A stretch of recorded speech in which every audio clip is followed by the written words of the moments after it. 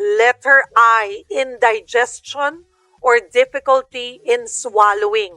Hirap lumunok at hirap tumunaw.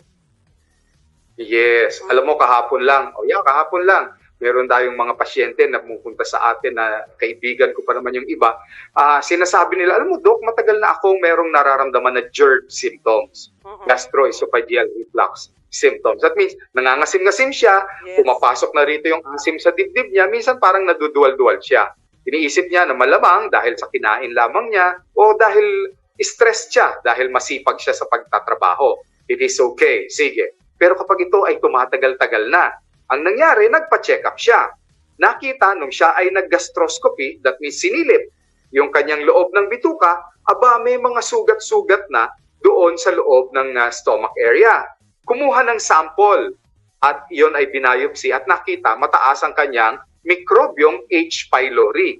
Sa kaalaman po ng mga nakikinig o nanonood sa atin, ang H. pylori ay mikrobyo na siyang nagiging dahilan ng pagkakaroon ng ulcer sa tiyan. Alam nyo, itong H. pylori na to salbahe, hindi lang ulcer ang dinudulot niya.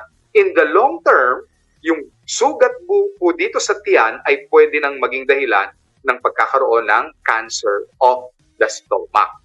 Kaya, nahihirapan ka na ngayon mag-digest, lagi nang masakit ang iyong tiyan, makikita mo na wala ka ng ganang kumain at mangangayayat ka na niyan. So ito yan. Maaapektuhan na rin ang iyong lalamunan dahil lumaakit ang asido rito, so parang laging may nakabara sa iyong leg.